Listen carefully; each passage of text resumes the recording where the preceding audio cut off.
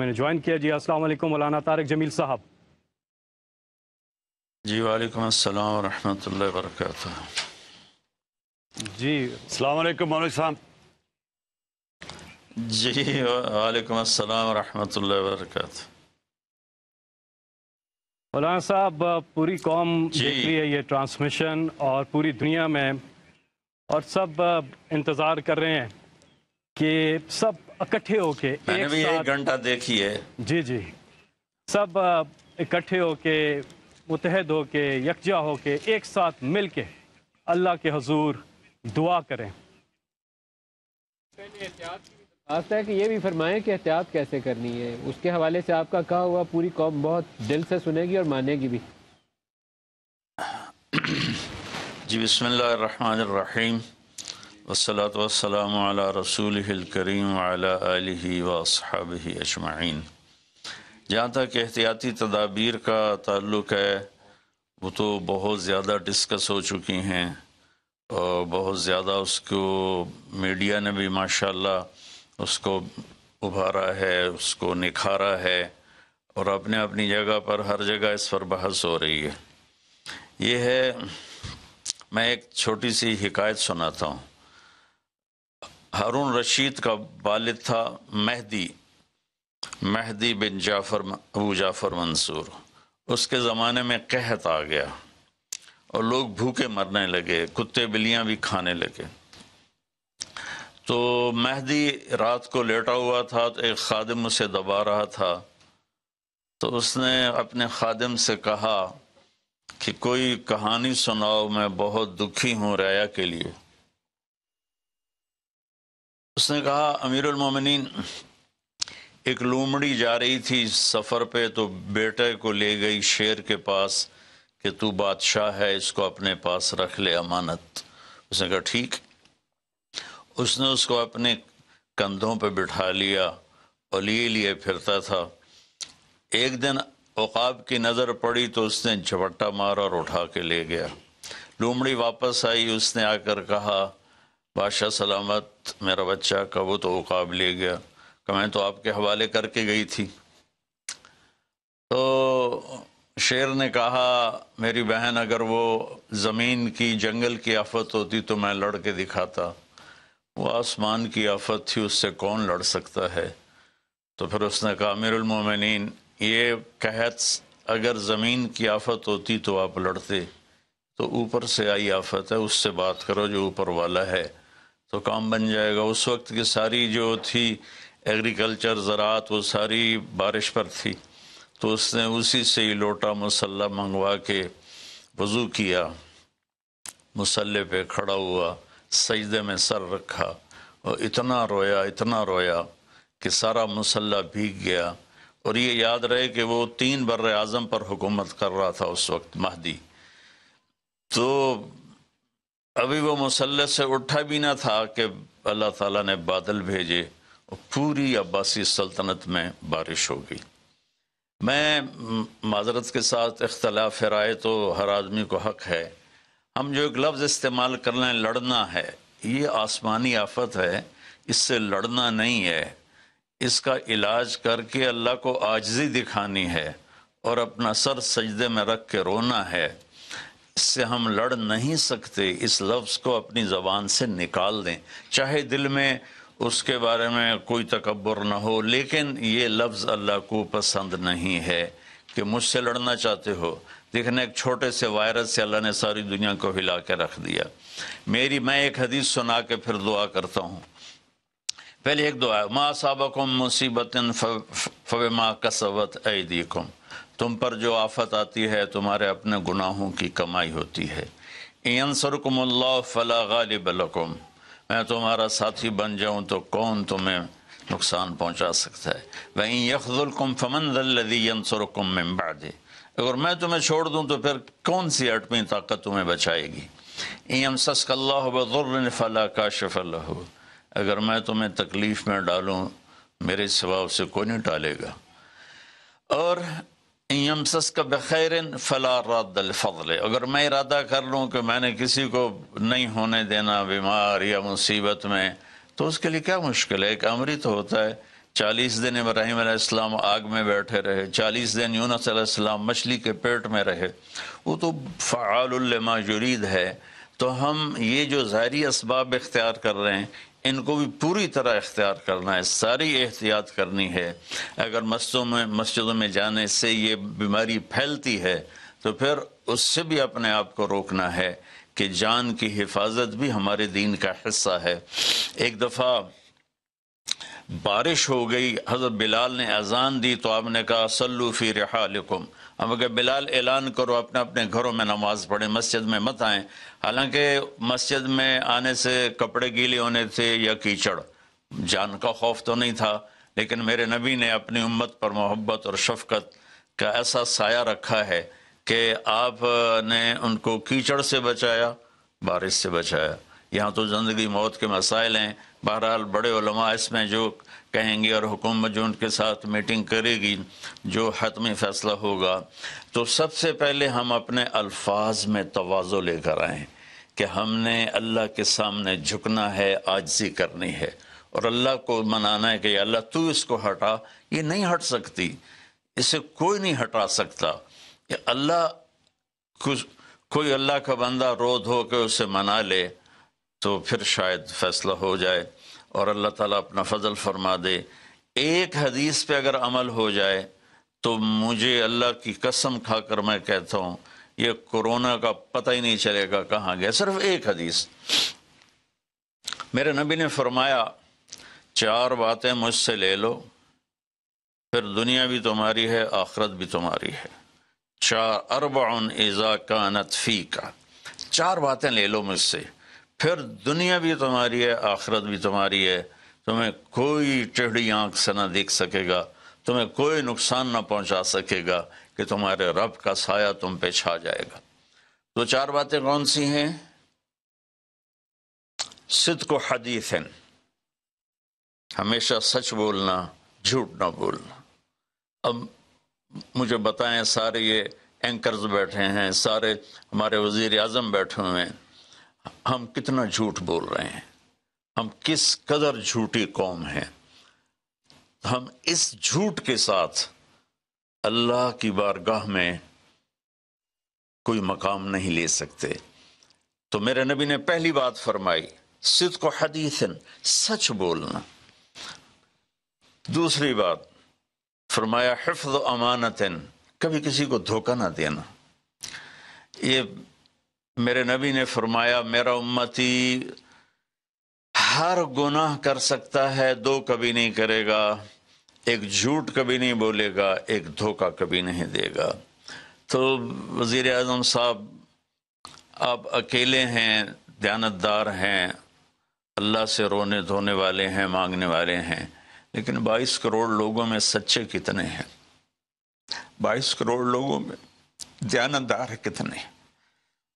ایک بہت بڑے چینل، میں ہاتھ جوڑ کے اینکر بیٹھے ہیں، معافی مانگ کے بات کر رہا ہوں، ایک بہت بڑے چینل کے مالک نے مجھ سے کہا کوئی نصیحت کرے، میں نے کہا چینل سے جھوٹ ختم کر دو۔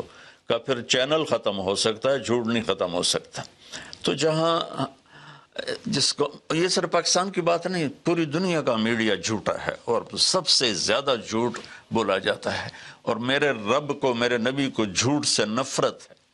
میرے نبی نے فرمایا پیاز کھا کے مسجد میں مت آؤ کہ فرشتوں کو تکلیف ہوتی ہے، بو ہوتی ہے، لیکن میرے نبی نے فرمایا جب کوئی مرد عورت جھوٹ بولتا ہے تو فرشتے اس کے منہ کی بدبو سے 3 میل دور بھاگ جاتے۔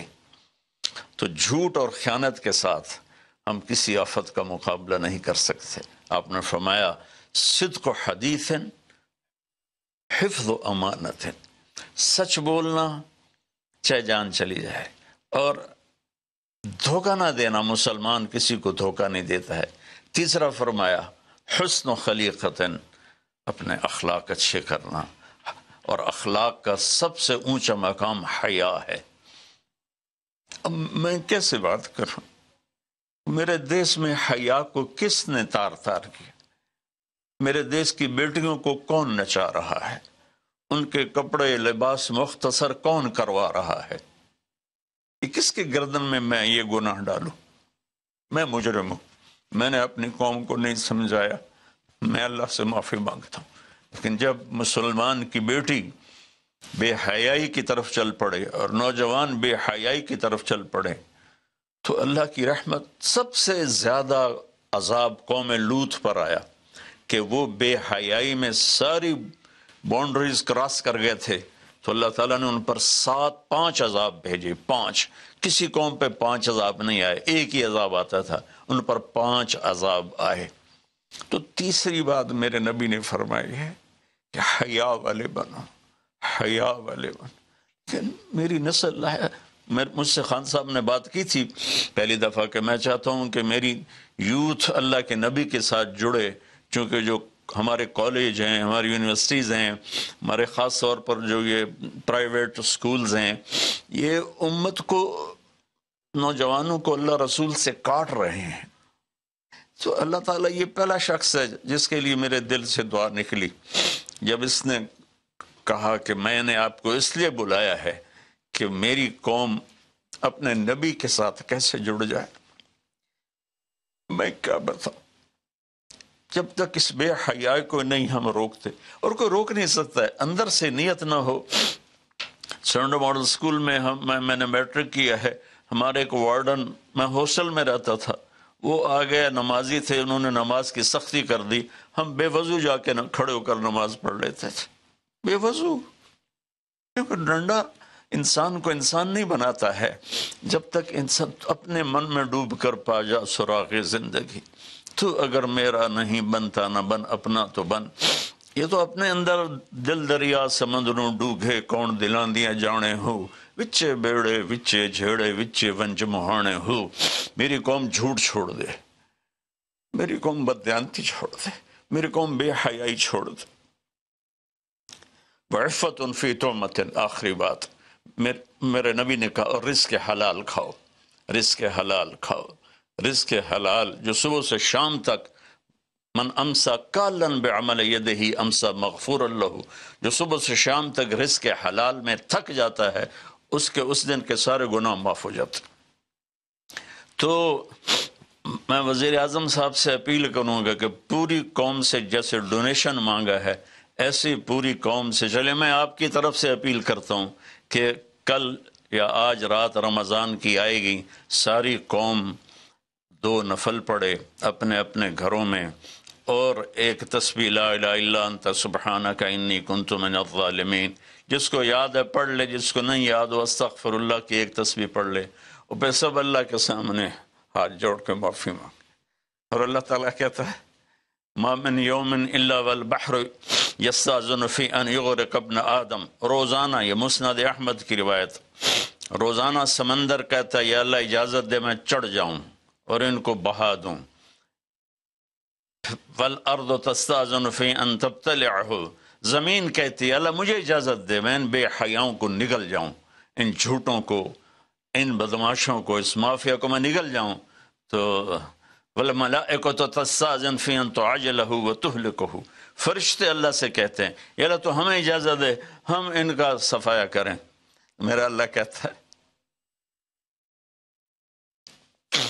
دعو عبدی فانا عالم بعبدی منکم، جاؤ جاؤ اپنا کام کرو، یہ میرا بندہ ہے اور میں جانوں میرا بندہ جانے. ان کان عبدکم فشانکم بہی، تمہارا بندہ ہے تو مار دو. ان کان عبدی فمنی ولی منی ولی عبد، اگر میرا ہے تو میں انتظار کروں گا، میں انتظار کروں گا. پچھلی قوموں میں ایک طوائف نے کتے کو پانی پلایا تو اللہ نے اس کی بخشش کر دی، معاف. ہم تو مائل بکرم ہیں، کوئی سائل ہی نہیں، کوئی مانگنے والا تو ہو. ان 4 چیزوں نے ہماری ہر چیز بکھیر دی، توڑ دی. کسی بھی قوم کے لیے جھوٹ، بددیانتی، بے حیائی اور رزق حرام یہ ان کو تباہ و برباد کر دیتا ہے. اور کوئی قوم سچائی، دیانتداری، پاک دامنی اور رزق حلال پر ہوگی تو اللہ کا سایہ ان پر چھا جائے گا، اور دنیا کی کوئی طاقت ان کی طرف آنکھ اٹھا کر نہیں دیکھ سکتی. ہم تو اجڑے چمن کے مالی ہیں. عمران خان کو اجڑا چمن ملا ہے، کہاں تک آباد کر سکے گا، اللہ اس کی مدد کرے. چمن کے تخت پر جس دم شہ گل کا تجمل تھا، ہزاروں بلبلیں تھی باغ میں، ایک شور تھا، غل تھا. کھلی جب آنکھ نرگس سی، نہ تھا جز خار کچھ باقی. بتاتا باغ مارو رو، یہاں غنچہ یہاں گل تھا، یہاں غنچہ یہاں گل تھا۔ ابھی عمران صاحب نے یرموک کی اور قادسیہ کی بات کی، کتنے تھے؟ 30,000 تھے خالد ابن ولید کے کمانڈ میں، اور سامنے باہان جو تھا وہ 3 لاکھ کا لشکر لے کر آیا ہوا تھا، اور قادسیہ کے میدان میں بھی 30,000 صحابہ تھے، اور ادھر سے جو رستم تھا وہ 3 لاکھ کا لشکر لے کر آیا ہوا تھا، ان کے ساتھ اللہ تھا۔ ہم اللہ کو ساتھ لیں، سارے اسباب اختیار کریں۔ مالداروں سے کہتا ہوں، میں نے اپنا کلپ الگ ریکارڈ کرا ہے کہ اس سال ساری زکوٰۃ ان غریبوں میں تقسیم کریں۔ آپ تک تو ہر آدمی نہیں پہنچ سکے گا، اپنے اپنے علاقے میں جو مالدار لوگ ہیں وہ اپنی زکوٰۃ غریبوں میں ان میں تقسیم کریں، ان کے گھر جا کر دیں۔ کسی ایک کی دعا لگ گئی نا تو 7 نسلیں ہماری آباد ہو جائیں گی۔ تو بس میں معافی چاہتا ہوں، آپ نے مجھے کافی دیر بٹھایا تو میں نے بھی تھوڑا سا آپ کا ٹائم لے لیا۔ تو آپ درود شریف پڑھیں اور ہم اللہ کی بارگاہ میں دعا کرتے ہیں۔ اللہم صلی علی محمد وعلی آل محمد کما تحب وترضى اللہم لک الحمد کما انت اہلہ وافعل بنا ما انت اہلہ انک اہل التقوی واہل المغفرہ۔ اے میرے رب، ہمیں تسلیم، تو ہم سے ناراض ہو گیا، تو نے سمجھایا ہم کوئی نہ سمجھے، تو ہمیں بلاتا رہا، ہم نے پیچھے مڑ کر نہیں دیکھا، تو نے ہمیں حرام سے روکا، ہم نے ہر حرام کو اپنا کاروبار بنایا، تو نے بے حیائی سے روکا، ہماری نسل نے کپڑے اتار دیے، تو نے رزق حلال کا کہا، ہمارے تاجر سود میں ڈوب گئے، دھوکے میں ڈوب گئے، طاقتور ظالم بن گیا، مظلوم کی فریادیں صرف تیرے تک تو آتی تھی، ہماری تو عدالتیں ظالم ہیں یا اللہ، ہماری تو عدالتیں ظالم، ہمارا قانون ظالم ہے، ہم سارے ظالم ہیں، غریب بھی، امیر بھی، مرد بھی، عورت۔ یا اللہ، اس آفت کو ہم وینٹیلیٹر سے نہیں ٹال سکتے، ویکسینیشن سے نہیں ٹال سکتے، یہ تو نے بھیجی ہے، تو ہی سے ٹالے گا۔ یا اللہ، تو علی کل شیء قدیر ہے، تو فعال لما یرید۔ میرے مالک، ہم تو اپنی طاقت سے کرسی سے اٹھنا چاہیں تو اٹھ نہیں سکتے، لیٹنا چاہے تو لیٹ نہیں سکتے۔ یا اللہ، زندگی موت تیرے ہاتھ میں، عزت ذلت تیرے ہاتھ میں، تو ہواؤں کا مالک، تو پانیوں کا مالک، تو سمندروں کا مالک۔ اور مالک، بس ساری منتی ہے، مان جائے اللہ، ہمارے پاس کچھ نہیں ہے، خالی جولی ہے، گناہوں سے بھرا ہوا ہے یہ سارا دامن، گناہوں سے بھرا ہوا ہے، نفرتوں سے، فرقہ واریت سے، سود سے، جھوٹ سے، قتل و غارت سے، بے حیائی سے، بے پردگی سے، ہر بلاک ہمارے دم۔ لیکن میرے مولا، میرے مالک، رب تو ہی ہے نا یا اللہ، ہم تو تجھے ہی مانتے ہیں میرے مولا، لا الہ الا اللہ کا ہم اقرار کرتے ہیں، یہ تجھے سب سے زیادہ پسند، محمد الرسول اللہ کا اقرار کرتے ہیں جو تمہیں سب سے زیادہ پسند۔ آگے ہمارے پاس بہت سی نافرمانی ہے میرے مولا، ہم پیسے کے غلام بن گئے، شہرت کے غلام بن گئے، موت کو بھول گئے، قبر کو بھول گئے، تیرے سامنے کھڑے ہونے کو بھول گئے۔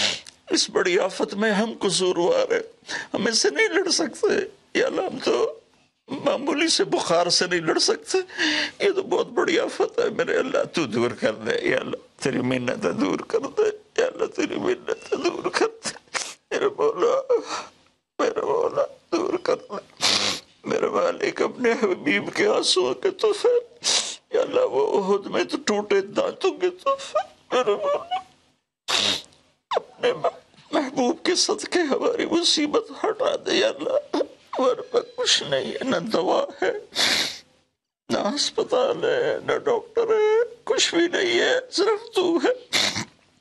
آ جا یار، آ جا، تو لا مکان ولا زمان ہے، تو آنے جانے سے پاک ہے، یہ ہماری احمقانہ فریاد ہے، آ جا میرے مولا، ہر تمنا دل سے رخصت ہو گئی، اب تو آ جا، اب تو خلوت ہو گئی، ساری دنیا ہی سے وحشت ہو گئی، اب تو آ جا، اب تو خلوت ہو گئی یا اللہ، تیرے آنے سے کام بنے گا، اسے ہٹا دے سب۔ اور یا اللہ، جن چیزوں سے تو ناراض ہوتا ہے، ہم اس سے توبہ کرتے ہیں، ہم اس سے توبہ کرتے ہیں، ہم اس سے توبہ کرتے ہیں، ہم اس سے توبہ، میں 22 کروڑ عوام کی طرف سے تیری بارگاہ میں توبہ کرتا ہوں، انہوں نے مجھے اپنا نمائندہ بنایا، میں تیرا حقیر گنہگار بند، یا اللہ میرے ساتھ بے شمار لوگ رو رہے ہوں گے، میں تو ٹی وی پہ نظر آ رہا ہوں، شاید ریاکاری ہو، لیکن جو بچیاں بچے بوڑھے جوان گھروں میں بیٹھے رو رہے ہیں، یا اللہ ان کے آنسو تو پاکیزہ ہیں، اور آنسو تجھے بڑے پسند، میرے مولا فقیروں کی تو فیل، غریبوں کی تو، بوڑھوں کی تو فیل، اپنے ان نیک بندوں کی تو فیل جو راتوں کو تجھے یاد کرتے ہیں، جن کی دامن گناہوں سے صاف ہے، ایسے بندوں سے ہمارا دیس بھرا ہوا ہے، خالی نہیں ہے یا اللہ، لیکن اکثر تو ہم نافرمان ہیں، یا اللہ تو ہمیں معاف کر کے اس آفت کو ٹال دے، اس کا علاج ہمیں دے دے، یا اپنے غیب سے اس کو ہٹا دے، تو ہر چیز پر قادر ہے، تو حکومت کی مدد فرما، یا اللہ تو جتنے بھی اس کے لیے کوشش کر رہے ہیں ان سب کی مدد فرما، اور یا اللہ ان ڈاکٹروں کو جزائے خیر عطا فرما جو زندگی موت کی جنگ لڑ رہے ہیں، یا اللہ تو ان ڈاکٹروں کو جزائے خیر عطا فرما، یا اللہ جو اس میں مر رہے ہیں وہ سب شہید ہیں، ان کے درجے بلند فرما، جو مریض ہو گئے ان کو صحت کاملہ عطا فرما، یا اللہ ہم لاک ڈاؤن کرے تو ایک ایک کمرے میں 10 آدمی بیٹھے ہیں، لاک ڈاؤن کا کیا فائدہ، یا اللہ یہ تو تو ہی دور کرے گا اس آفت کو، یہ لاک ڈاؤن سے نہیں جائے گی، یہ صرف فضل سے جائے گی، اللہ میرے مولا جیسے چھوٹا بچہ روتے روتے ماں سے کہتا اماں ہن میں تھک پیا رو رو کے، ہن تو میری گل مان جا میرے مالک، میرے اللہ میں رو رو کے تیرے سامنے تھک گئے، مان جا یا اللہ ہمارے پاس کچھ نہیں، اپنے حبیب کے طفیل، ان کے صحابہ کے طفیل، ان کی اولاد جن کے کربلا میں سر کٹے اور نیزوں پہ چڑھ گئے، سب سے چھوٹے معصوم عبداللہ کے طفیل، یا اللہ پوری دنیا سے اس آفت کو ہٹا دے، تیرا نبی رحمت للعالمین تھا، رحمت للمسلمین نہیں تھا، میں یا اللہ انہی کی طفیل دعا کرتا ہوں کہ غیر مسلموں کو بھی اس سے نجات عطا فرما، وہ بھی تیرے بندے ہیں، تو نے انہیں بنایا ہے، انہوں نے تجھے نہیں پہچانا تھا، ان کا قصور ہے پر تیرے بندے ہیں، تجھے ان سے بھی پیار ہے، یا اللہ پوری دنیا کے 6-7 بر اعظم میں جہاں جہاں یہ وبا اپنے پنجے گاڑ چکی ہے، یا اللہ تو ان کو سب کو، اور خاص طور پر امت مسلمہ اور خاص طور پر حرمین شریفین، یا اللہ اس دفعہ حج بھی نہیں ہوگا حرم میں، یا اللہ جگہ نہیں ملتی تھی روزانہ، آج صرف وہ کام کرنے والے تراویح پڑھے وہ بھی آدھی پڑھے، یا اللہ میرے مالک، میرے اللہ جیسے بچہ ماں سے ضد کرتا ہے اماں کر دے، اماں دے دے، آخر وہ کہتی ہے اچھا میرا سر نہ کھا لے جا، اللہ ہم تیری بارگاہ میں یا اللہ درخواست کرتے ہیں، منت کرتے ہیں، ہماری منت عمل کوئی نہیں ہے، خالی ہے تیری قسم، خالی ہے تیرے سامنے ہماری تیری بارگاہ میں التجا ہے، جتنے بھی لوگ جس ٹائپ کے جس مسلک کے اس آفت کے لیے محنت کر رہے ہیں، کوشش کر رہے ہیں، دعائیں مانگ رہے ہیں، مال خرچ کر رہے ہیں، تدبیریں بنا رہے ہیں، ان سب کو اپنے خزانوں سے جزائے خیر عطا فرما، اور جو مر گئے ہیں انہیں شہادت کا درجہ عطا فرما، اور ہم باقی ہیں ہم سب کی حفاظت فرما، اس دیس کی حفاظت فرما، اس کو سچائی سے منور فرما، اس کو یا اللہ دیانتداری سے خوبصورت بنا، اسے حیا اور پاک دامنی کے ساتھ